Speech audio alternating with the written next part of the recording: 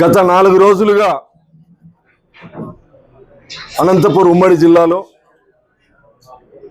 రాప్తాడు మాజీ శాసనసభ్యులు తోపుదుర్తి ప్రకాష్ రెడ్డి గారు నా హత్యకు కుట్ర చేస్తూ ఉన్నారు. నారా లోకేష్ గారు అనంతపూర్కి వచ్చి నన్ను చంపాలని పథక రచన చేసి ఆ బాధ్యతను రాప్తాడు శాసనసభ్యురాలు సునీత గారికి, కళ్యాణదుర్గం శాసనసభ్యుడు సురేంద్రబాబు గారికి జాయింట్ వెంచర్ అప్పగిచ్చాడు. నేను పొద్దుటూరు నుంచి వస్తూ ఉంటే ఎస్ఆర్సి టిప్పర్తో నన్ను గుద్ది చంపాలని అసత్యపు ఆరోపణలు చేయడం జరిగింది. ఆరోపణలు చేస్తూ నేను పోరాటం చేస్తా ఉన్నా ప్రభుత్వం మీద, అందుకు నన్ను చంపాలనే ప్రయత్నం చేస్తానని చెప్పి నారా లోకేష్ గారి మీద అసత్యపు ఆరోపణలు చేయడం జరిగింది. నా టార్గెట్ నారా లోకేష్, నీ కథ చూస్తా అని స్థాయిని మరిచి కేవలం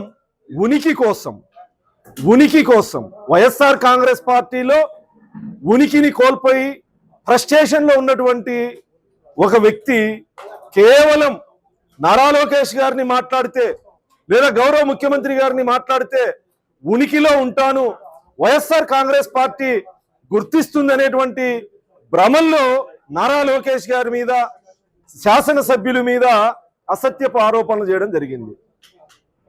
సత్యసాయి జిల్లా తెలుగుదేశం పార్టీ అధ్యక్షుడిగా మా యువనేత నారా లోకేష్ గారి మీద అసత్యపు ఆరోపణలు చేస్తే ఖండించాల్సినటువంటి బాధ్యత, తిరుగుబాటు చేయాల్సినటువంటి బాధ్యత, మాట్లాడాల్సినటువంటి బాధ్యత ఒక పార్టీ జిల్లా అధ్యక్షుడిగా నాకుంది.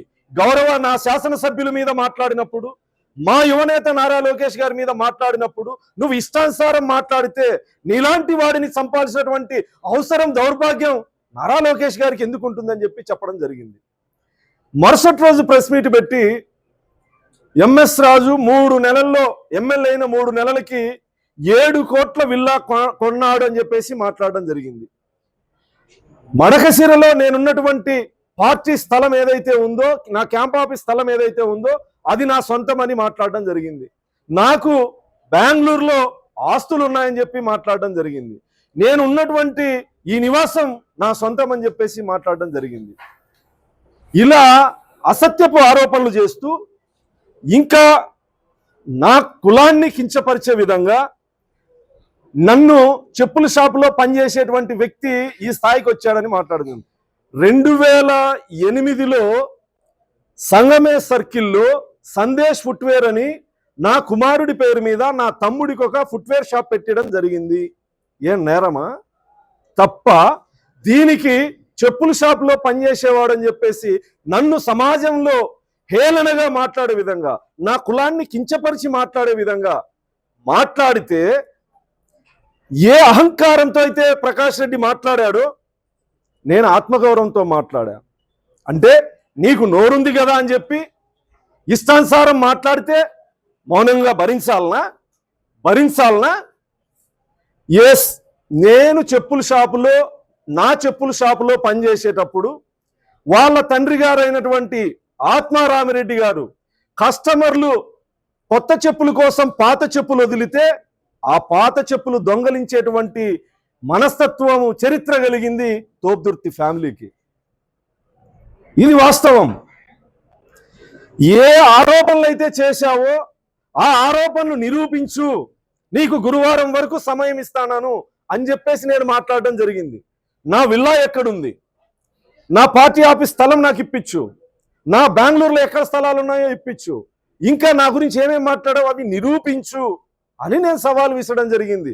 నీ ఇంటికి నేను ముష్టి యుద్ధానికి వస్తానని చెప్పలే. దీన్ని నువ్వు నోరు పారేసుకొని నేను నా ఆత్మగౌరవం కోసం నేను మాట్లాడితే ఒక సామాజిక వర్గాన్ని కించపరిచే విధంగా మాట్లాడాడని చెప్పేసి మళ్ళీ నీ కుటుంబ సభ్యులు నువ్వు మాట్లాడుతా ఉన్నావు. రెడ్లు ఈ అనంతపూర్ ఉమ్మడి జిల్లాలో తరిమేల నాగిరెడ్డి గారి దగ్గర నుంచి, నీలం సంజీవ్ రెడ్డి గారి దగ్గర నుంచి, జేసీ నాగిరెడ్డి గారి దగ్గర నుంచి, అనంత వెంకటరెడ్డి గారి దగ్గర నుంచి, దాడితోట నాగిరెడ్డి గారి దగ్గర నుంచి, ప్రస్తుతం ఉన్న అనంత వెంకటరామరెడ్డి గారు కూడా సీనియర్ రాజకీయ నాయకులు. ఏ రోజు మాటలో ఉప్పు చూసి కుళ్ళుకోలే. ఏ రోజు వాళ్ళు మా మీద పడి ఏడవలేదే. జిల్లా అభివృద్ధి మీద వాళ్ళు ఇప్పటికీ వాళ్ళ ముద్ర ఉంది. మా పల్లె రఘునాథ్ రెడ్డి గారు, ఎంతో మంది రెడ్లు రాజకీయాల్లో హుందాతనంగా ఉన్నారు.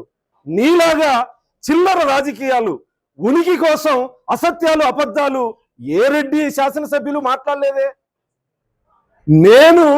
నువ్వు మాట్లాడిన అసత్యపు ఆరోపణలు నేను తిప్పికొట్టా. నా యువనేతకు నిన్ను హత్య చేయాల్సినటువంటి కర్మ లేదు అని చెప్పి మాట్లాడడం జరిగింది. దానికి నువ్వు రాజకీయంగా ఎదుర్కో. నా కులాన్ని హేళన చేస్తావు, నాకు ఆస్తులు ఉన్నాయంటావు, నా పరువుకు భంగం కలిగే విధంగా మాట్లాడతావు, హేళనగా మాట్లాడతావు. నేను భూస్వామిని, నాకు ఆస్తులుంటాయి అని మాట్లాడే నీ అగ్రకుల దురహంకారం ముందు నేను ఆత్మగౌరవ పోరాటం చేస్తే నీ కులం నీకు అండగా రావాలనా? రెడ్లు ఏకం కావాలనిస్తావా? రెడ్డి సామాజిక వర్గం గురించి నేను మాట్లాడలేదే, మాట్లాడను కూడా. నా ఎదుగుదలలో నాకు రెడ్డి మిత్రులు ఉన్నారు, నా ఎన్నికల్లో నాకు సపోర్ట్ చేసిన రెడ్డి మిత్రులు ఉన్నారు, ఇప్పటికీ రెడ్డి మిత్రులు ఉన్నారు. ఈ రోజు నీ మీద నువ్వు చేసిన దుర్మార్గాలు కూడా నా రెడ్డి మిత్రులే పంపించారు. నేను రెడ్డి సామాజిక వర్గానికి ఎందుకు వ్యతిరేకం? నీ వైసీపీ కార్యకర్తలకి నేను సవాల్ విసరలేదే, నీ కుటుంబ సభ్యులకి నేను సవాల్ విసరలేదే. నువ్వు అసత్యపు ఆరోపణలు చేశావు, నువ్వు అబద్ధాలు మాట్లాడావు, నన్ను సమాజంలో నా పరువుకి ఆత్మగౌరవానికి భంగం కలిగే విధంగా మాట్లాడింది నువ్వు. నేను రౌడీజం చేసేకి రాలేదే.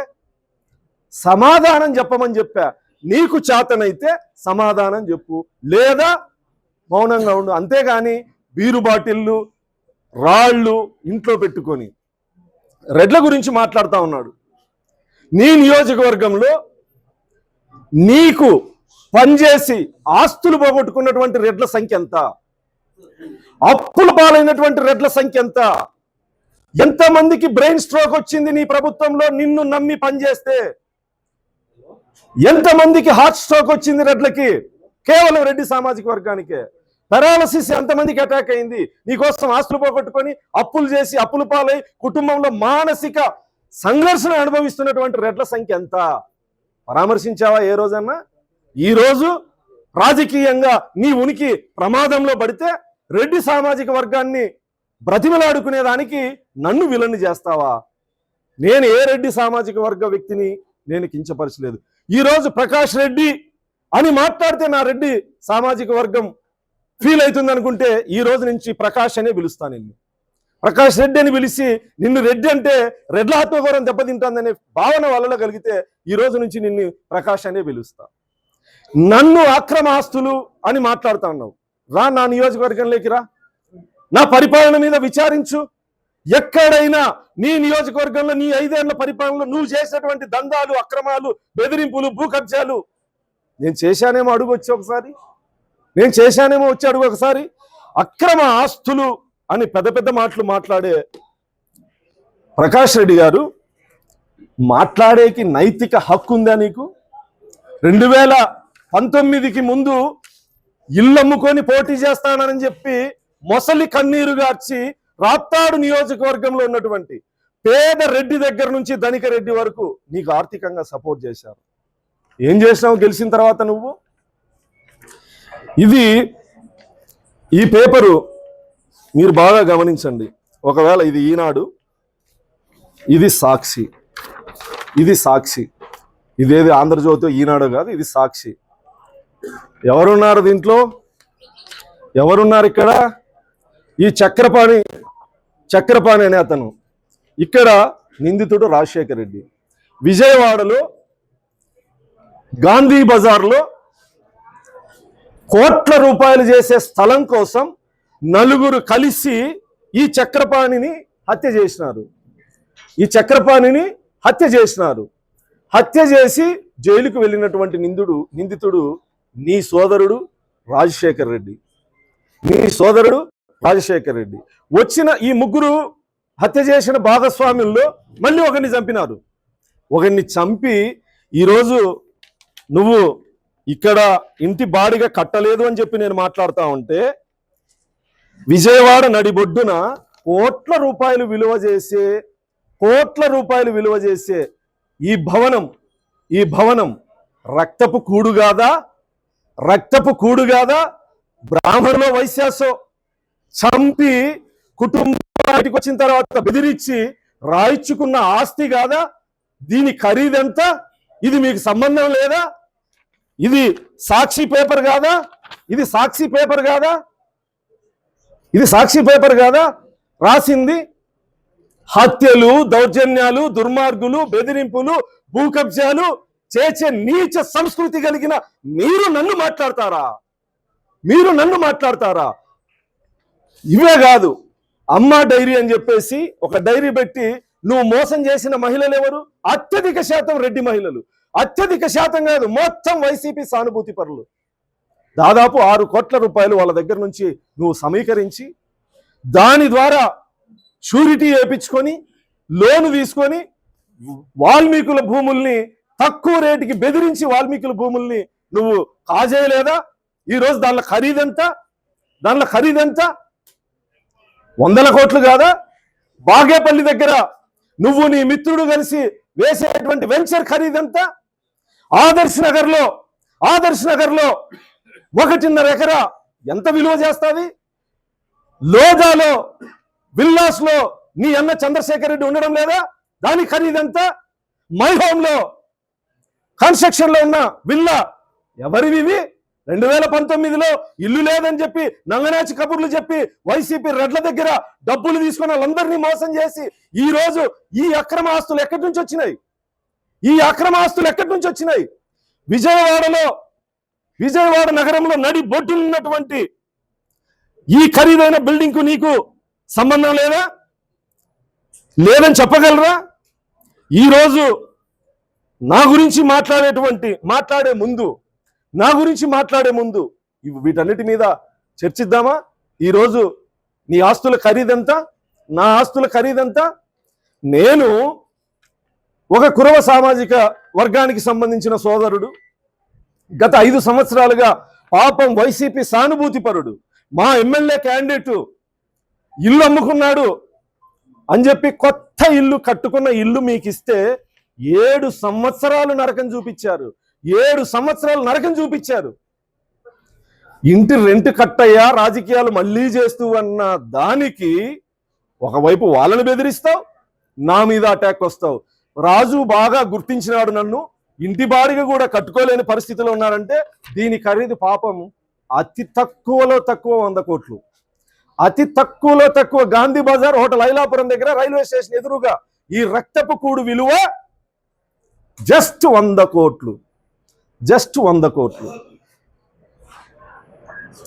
ఇంకా నా పదవుల గురించి, లోకేష్ గారికి బినామీ, ఆయన ఆస్తులు వీడి పేరు మీద పెట్టుకున్నాడు కాబట్టే తెలుగుదేశం పార్టీ జిల్లా అధ్యక్షుడు, శాసనసభ్యుడు, టిటిడి బోర్డు మెంబరు, తర్వాత ఎస్సీసీఎల్ రాష్ట్ర అధ్యక్షుడు 4 పదవులు ఉన్నాయని హేళనగా మాట్లాడడం జరిగింది. 4 పదవులు గౌరవ ముఖ్యమంత్రి చంద్రబాబు నాయుడు గారు, మా జాతీయ పార్టీ అధ్యక్షుడు చంద్రబాబు నాయుడు గారు దళితుల్లో మాలా మాదిగలకు ఇచ్చేటువంటి గుర్తింపు.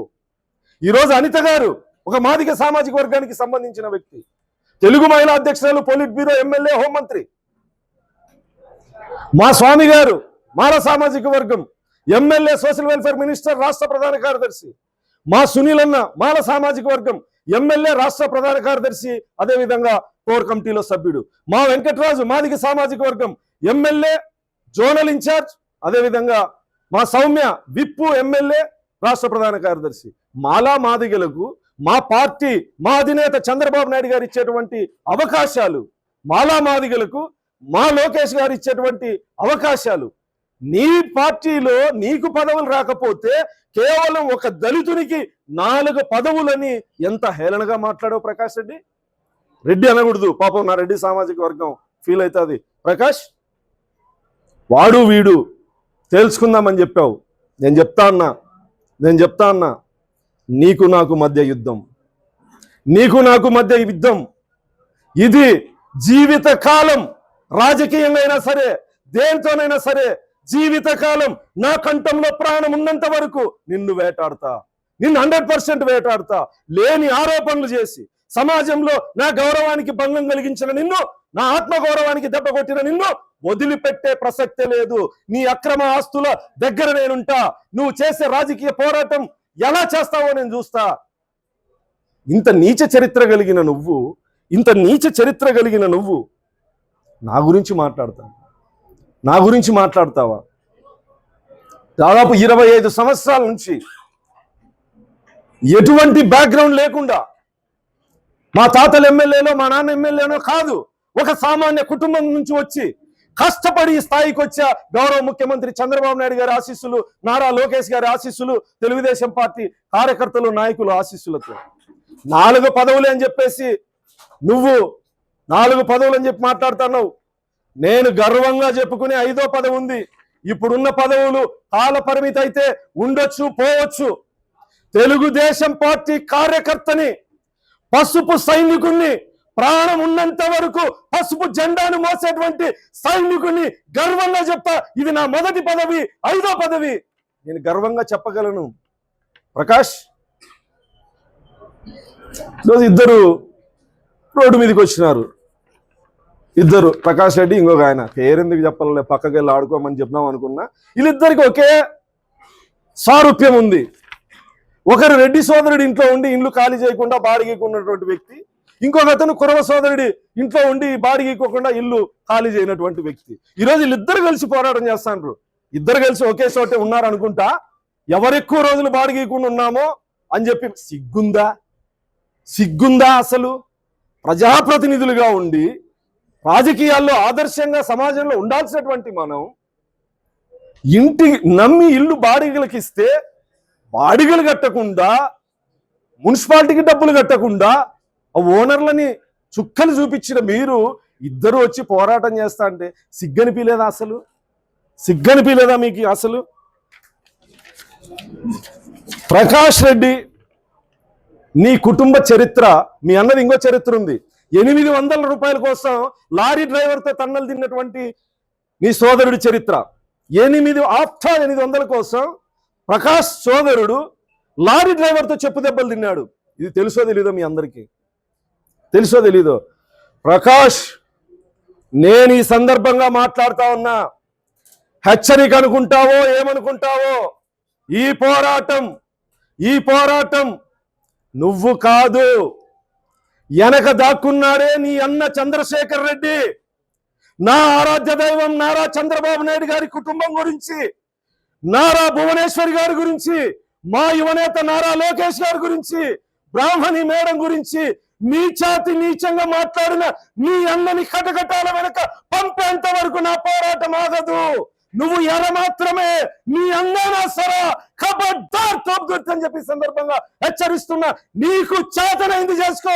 భయపడే కులంలో పుట్టలే. మహా అయితే నువ్వు పొట్టేలు నరికింటావో లేదా కోడి కోసింటావో. దున్నపోతు తల నరికే దొమ్మ పొగరున్న కులంలో పుట్టా ప్రకాష్.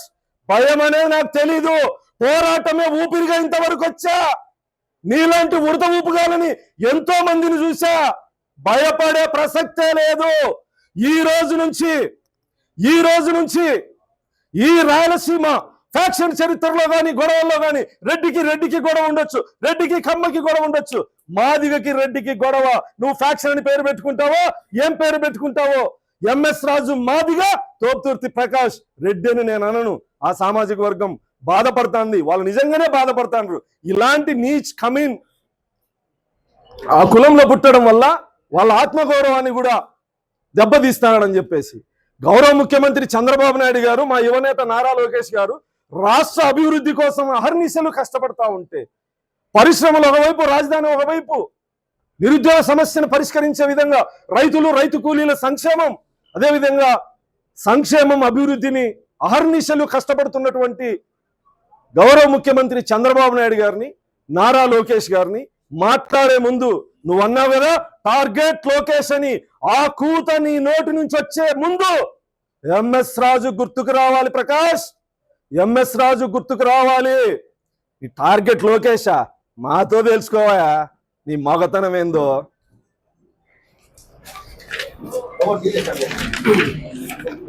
రెడ్డి యొక్క హత్య నేర చరిత్రకు సంబంధించిన ఎఫ్ఐఆర్లు ఇది వాళ్ళ పత్రికే. ఇంకొక విషయం నేను చెప్పాలా, తిరుమల తిరుపతి వెంకటేశ్వర స్వామి బోర్డు మెంబర్గా నా గౌరవ ముఖ్యమంత్రి నారా చంద్రబాబు నాయుడు గారు నియమించిన రోజు నుంచి ఈ రోజు వరకు స్వామి మీద భక్తి భయంతో నేను బోర్డు సభ్యునిగా వ్యవహరిస్తానని తప్ప మీలాగా టీటీడీని ఆదాయ వనరుగా నేను మార్చుకోలేదు. టీటీడీ నాకు ఇచ్చే సౌకర్యాలు కూడా నేను తీసుకోవడం లేదు. నా రూమ్కి నేనే రెంట్ పే చేస్తా, కనీసం లడ్డు కూడా. ఎందుకంటే దేవుడు నాకు అవకాశం ఇచ్చాడు. నేను అణగారిన కులంలో అట్టడుగు వర్గంలో పుట్టా, వివక్షత అణిచివేతని ఎదుర్కొంటూ వచ్చిన కులంలో పుట్టా. మా గ్రామంలో దేవాలయంలోకి పోయినటువంటి కులం నుంచి వచ్చా. ఈ రోజు ప్రపంచం గుర్తించిన, ప్రపంచం మొత్తం ఆరాధించే తిరుమల తిరుపతి వెంకటేశ్వర స్వామి బోర్డు మెంబర్గా నాకు గౌరవ ముఖ్యమంత్రి చంద్రబాబు నాయుడు గారు అవకాశం కల్పించాడు. ఆ స్థాయి నుంచి నన్ను ఆ స్థాయికి తీసుకెళ్లి భగవంతుడి ఆశీస్సులు, చంద్రబాబు నాయుడు గారి ఆశీస్సులు. అలాంటి చోట వ్యాపారం చేసే నీచ సంస్కృతి లేదు. నీ జాగిలాలతో గుర్తుపెట్టుకో ప్రకాష్, నీ జాగిలాలతో మొరిగించే ముందు మొరిగిన ప్రతి మొరుగుకి బాధ్యత నువ్వు మీ అన్న, బాధ్యత నువ్వు నీ అన్న. భవిష్యత్ కాలంలో వీటన్ని లెక్కలు తీరుస్తా. నువ్వు మొరిగించిన ఏదైతే నీ పెంపుడు కుక్కలు మాట్లాడారో వాటన్నిటికీ మీరు రాబోయే కాలంలో అనుభవించాల్సి వస్తుంది. నేను మా వాళ్ళతో మాట్లాడించగలను. నేను బలి చేయదలుచుకోలే. మగాడిగా ఒక్కడిగా పోరాటం చేస్తా. నీలాగా రాండి కార్యకర్తలు తేల్చుకుందామనిలే. ఈరోజు కేవలం నీ అహంకారం, నా ఆత్మగౌరవం మీద పోరాటం అని చెప్పి ఇంతమంది తెలుగుదేశం పార్టీ శ్రేణులు, ఎంఆర్పిఎస్, దళిత సంఘాల నాయకులు, కార్యకర్తలు ఈరోజు తరలి వచ్చారు. ఆర్గనైజ్డ్ ప్రోగ్రాం కాదు ఇది, ఆర్గనైజ్డ్ ప్రోగ్రాం కాదు. నీ పెత్తనం, నా ఆత్మగౌరవం మీద జరిగే యుద్ధంలో భాగస్వామ్యం అయ్యేందుకు కేవలం అభిమానంతో వచ్చినటువంటి నా తెలుగుదేశం పార్టీ కార్యకర్తలు, నాయకులు, కుల సంఘాల నాయకులు, కార్యకర్తలు తప్ప నీలాగా అడుక్కోలే వీడియోలు పెట్టి, అడుక్కోలే ఫోన్లు చేసి రాండి రాండి రాండి అని. నువ్వు నిజంగా ఇంకో విషయం మర్చిపోయినా, నువ్వు ఏదైతే ఇల్లు తీసుకున్నావో, నువ్వు ఏదైతే ఇంట్లో 5 సంవత్సరాల నుంచి 7 సంవత్సరాల నుంచి వాళ్ళని హింస పెడతాన్నావో ఆ కురవ సోదరుడికి విముక్తి కల్పించా. నువ్వు నా ఆస్తుల కోసం ప్రపంచం అంతా తిరగాల్సిన అవసరం లే. నువ్వు ఉన్నటువంటి నివాసాన్ని కొనుగోలు చేశా. నేను మాదిగని, నాకు మానవత్వం ఉంది. నిన్ను ఇమ్మీడియట్లీ ఖాళీ చేయి అని చెప్పి అడగను. నేను ఖాళీ చేయని అడగను. 15 రోజుల్లో రిజిస్ట్రేషను. నిన్ను ఖాళీ చేయమని అడగను. నేను మాదిగని, నాకు మానవత్వం ఉంది. నీకు రెడ్డి పౌరుషం ఉందో లేదో నాకు తెలీదు, భవిష్యత్ రోజుల్లో తెలుస్తుంది. ఆలోచన ఎందుకు రాలేదు అడుగు, అతనికి ఎందుకు రాలేదో ఆలోచన అడుగు, నన్ను కాదు సోదరా. థ్యాంక్ యూ వెరీ మచ్ అందరికీ. పొద్దున్న నుంచి ఇక్కడ ఉన్నటువంటి కార్యకర్తలకి నా